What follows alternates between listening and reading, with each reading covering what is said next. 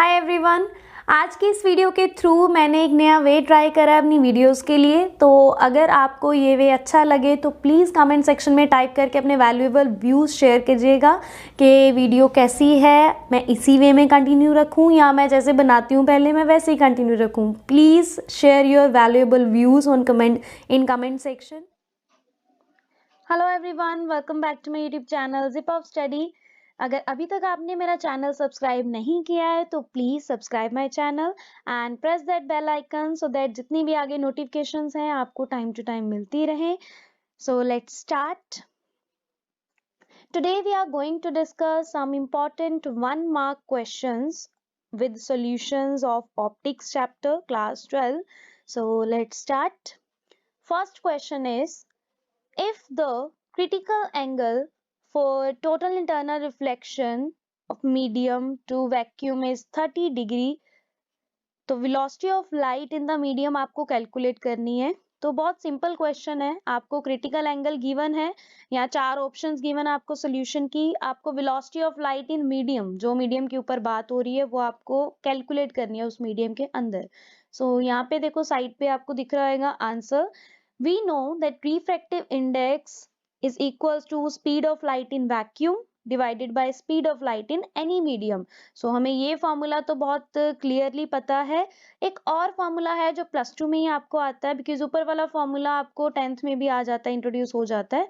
Refractive index is also equals to 1/sin of c।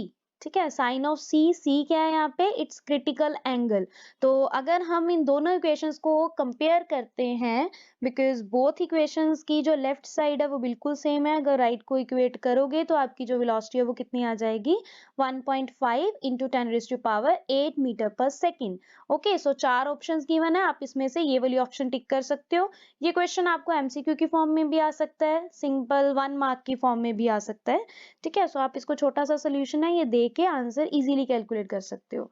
So next question is, a biconvex lens made of a transparent material of refractive index 1.25।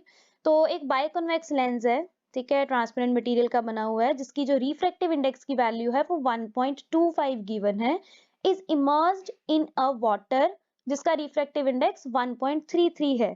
So will the lens behave as a converging or a diverging lens. तो आपको इसका reason भी explain करना है। यहाँ पे मैं आपको प्रॉपर एक्सप्लेनेशन दे रही हूँ हर क्वेश्चन की।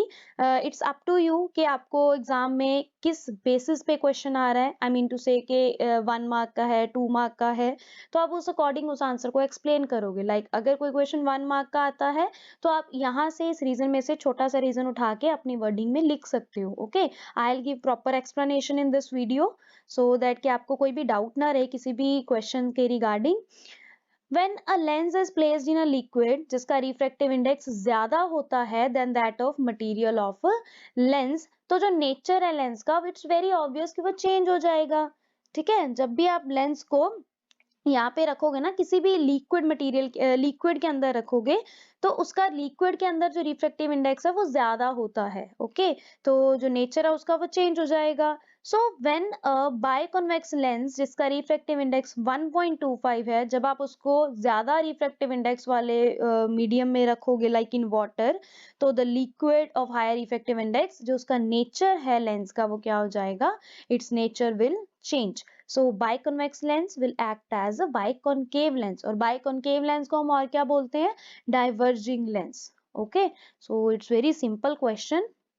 आप इसको 1 वर्ड में या सिंपल एक लाइन में भी लिख के रीजन दे के आंसर लिख सकते हो। Right, a convex lens is placed in contact with a plane mirror. ठीक है, एक कॉन्वेक्स लेंस है, आपको डायग्राम भी यहाँ पे दिख रहा है। तो एक कॉन्वेक्स लेंस देखो मिरर के साथ बिल्कुल रखा हुआ है, कॉन्टेक्ट में है उसके। A point object at a distance of 20 centimeter on the axis of this combination has its image coinciding with itself।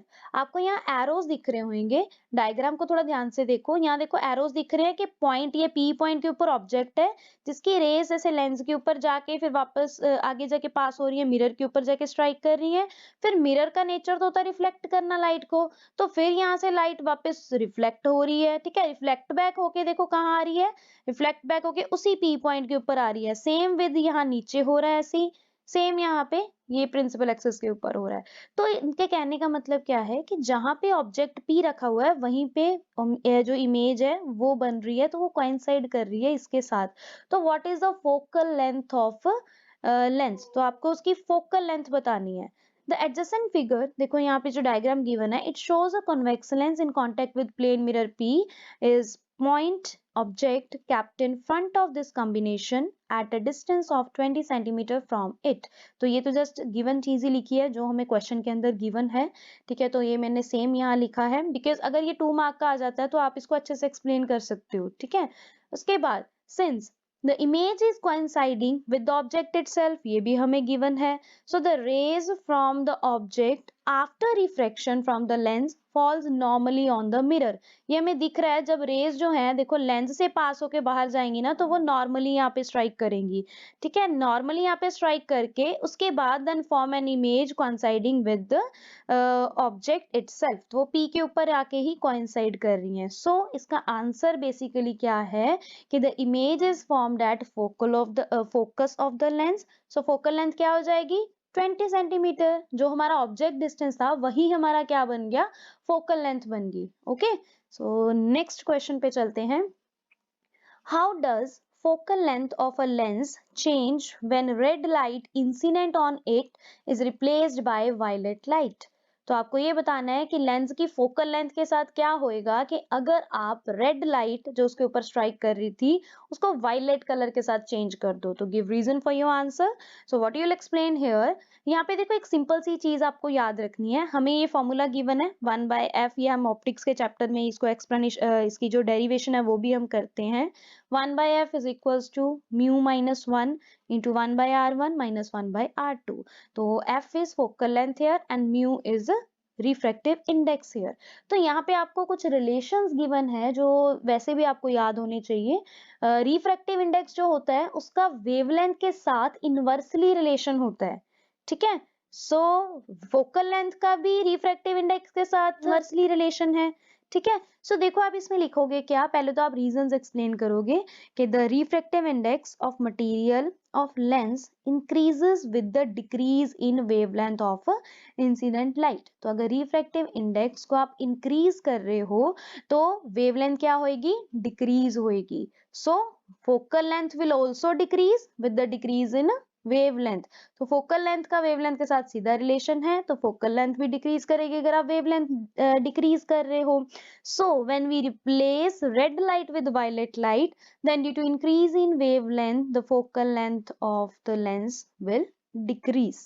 Okay, तो when we replace red light with violet light तो उसकी वेवलेंथ ज्यादा हो जाने की वजह से जो फोकल लेंथ है वो क्या हो जाएगी, डिक्रीज हो जाएगी। Next question, under what condition does the formation of rainbow occur.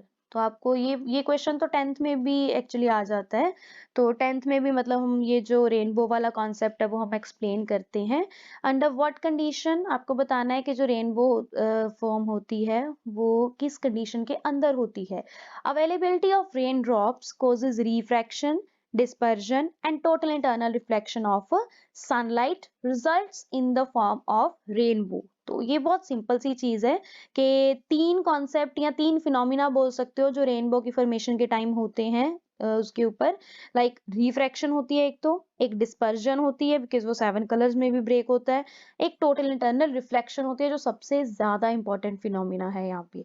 Okay, and the back of observer should be towards sun. तो ये तो रेनबो देखते टाइम भी हम ये चीज को ध्यान में रखते हैं कि जो बैक है वो उसकी टुवर्ड्स द सन होनी चाहिए, ठीक है। तो यहाँ पे आपको कंडीशन नहीं बतानी थी तो वो हमने कंडीशन यहाँ बता दी कि जो बैक है ऑब्जर्वर की it should be towards the sun. Okay, next है a converging lens actually in a converging lens axially in contact with the diverging lens, both the lenses being of equal focal length, what is the focal length of the combination। आपको 2 lenses बता दिए, एक converging lens एक diverging lens, दोनों axially contact में हैं। आपको ये बताना है कि अगर आप उन दोनों को combine कर देते हो तो उन दोनों की focal length पे क्या इफेक्ट आएगा, ठीक है। दोनों की अलग अलग जो focal length थी वो सेम थी, सो इसका आंसर में आप देखो क्या लिखोगे, कंबाइंड फोकल लेंथ का फॉर्मूला लिखेंगे पहले तो हम। So it's very simple, 1/f is equals to 1/f1 plus 1/f2। Okay, suppose कर लो f1 जो है वो कन्वर्जिंग का है, f2 जो है वो डाइवर्जिंग का है, वैसे ही कुछ भी लेट कर सकते हो, f1 को डाइवर्जिंग का भी ले सकते हो, f2 को कन्वर्जिंग का भी ले सकते हो।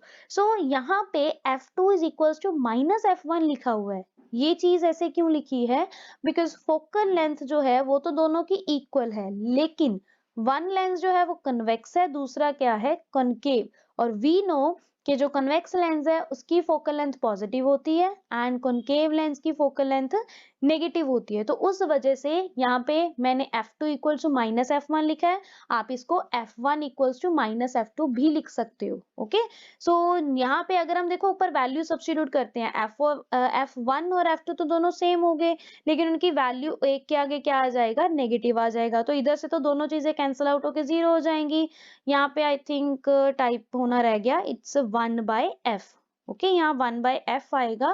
सो 1/f is equals to 0। Okay, यहाँ पे f आएगा, 1/f इज इक्वल्स टू 0। तो यहाँ पे जब ये 0 नीचे जाएगा और यहाँ से जो f है वो ऊपर आ जाएगा, तो f किसके इक्वल हो जाएगा, 1/0 के। और 1/0 इज इन्फिनिटी। ठीक है, नॉट डिफाइन होता है, तो फोकल लेंथ क्या हो जाएगी, अगर आप कंबाइन करके रखते हो दो लेंसेज को, उसकी फोकल लेंथ इनफाइनाइट हो जाएगी। Fine. So next question, a lens behaves as a converging lens in air and diverging lens in water। तो एक लेंस है जो कन्वर्जिंग लेंस की तरह बिहेव करता है एयर के अंदर, और वाटर के अंदर डाइवर्जिंग लेंस की तरह बिहेव करता है, right. So what will be the condition on the value of refractive index of the material of the lens. तो आपको ये बताना है कि क्या कंडीशन यहाँ पे हम लगाएंगे रिफ्रैक्टिव इंडेक्स की वैल्यू के ऊपर। So it's very simple answer कि refractive index of the material of lens is less than the refractive index of water. Because हमने ये पीछे भी एक क्वेश्चन ऐसा करा था जो जहां मैंने आपको ये बताया था कि रिफ्रैक्टिव इंडेक्स जो है वाटर का वो ज्यादा होता है as compare to material of lens जो भी आप यूज कर रहे हो। ठीक है, सो यहाँ पे जो रिफ्रैक्टिव इंडेक्स है उस मटेरियल ऑफ लेंस की वो कम होएगी देन दैट ऑफ जो रिफ्रैक्टिव इंडेक्स है जो वाटर के अंदर है। Okay, so it's very simple question. Next is, if a ray of light propagates from a rarer to a denser medium, how does its frequency change? अगर कहते हैं एक रे ऑफ लाइट प्रोपेगेट हो रही है रेयरर से denser तक, ठीक है, रेयरर से डेंसर मीडियम में जा रही है, तो इसकी फ्रीक्वेंसी को क्या चेंज आएगा, मतलब कैसे उसकी फ्रीक्वेंसी चेंज होएगी। सो ये भी बहुत सिंपल क्वेश्चन है। लाइट चाहे एक मीडियम से दूसरे मीडियम में या इवन कौन से भी मीडियम में जाए, तो उसकी जो फ्रीक्वेंसी है it always remains unchanged. Okay, frequency remains unchanged when light travels from one transparent medium to another transparent medium. Frequency उसकी चेंज नहीं होती ड्यू टू कि उसकी जो वेवलेंथ है वो शॉर्टर ही रहती है, शॉर्ट होती है इस वजह से। So write the relationship between angle of incidence I, angle of prism A and angle of minimum deviation from a triangular prism। तो आपको यहाँ पे इन तीनों में रिलेशन बताना है, ये भी 1 मार्क का क्वेश्चन बन के आ सकता है। The relation between angle of incidence I, angle of prism A and angle of minimum deviation AD, या इसको आप डेल्टा भी लिख सकते हो, बहुत सी बुक्स में डेल्टा भी लिखा होता है। ठीक है, for a triangular prism is given by this one, कि एंगल ऑफ इंसिडेंस जो है वो किसके इक्वल होएगा, angle of prism plus angle of deviation. यहाँ पे मैंने ए भी लिखा, एम भी लिखा हुआ है, ठीक है, आप इसको ये भी लिख सकते हो, divided by 2। Okay, A D भी लिख सकते हो, डेल्टा एम भी लिख सकते हो, ए एम भी लिख सकते हो, डेल्टा भी लिख सकते हो, सिंपल। तो what you can write anything. So this is the basic formula, basic relationship बोल सकते हो between I A and angle of deviation. Okay, so यहाँ पे मैंने जो ये सारे क्वेश्चंस लिए हैं ये अलग अलग जगह से, अलग अलग बुक्स से ढूंढ के, बहुत इंपॉर्टेंट क्वेश्चंस जो रिपीट हो रहे हैं पिछले बहुत से ईयर्स में बोर्ड के एग्जाम के अंदर, तो वो क्वेश्चन उठाए हैं। आई होप कि आपके जो डाउट्स हैं इस चैप्टर के, जो छोटे छोटे क्वेश्चंस हैं उनसे रिलेटेड वो क्लियर हो गया होगा कि और कैसे क्वेश्चन आ सकते हैं। और भी हैं इस चैप्टर में से, वो भी मैं और नेक्स्ट वीडियोज में अपलोड करूंगी, और भी बहुत, क्योंकि आपको भी पता है यूनिट बहुत बड़ा है है, तो यहाँ पे बहुत से क्वेश्चंस और निकल सकते हैं। लाइक बहुत से न्यूमेरिकल्स हैं जो 1 और 2 मार्क के अंदर आ सकते हैं, तो वो भी हम डिस्कस करेंगे in my next video. So please subscribe my channel and press that bell icon so that आपको उसकी नोटिफिकेशन मिल जाए जो भी वीडियो मैं आगे डालने वाली हूँ। Okay, thank you so much for watching this video.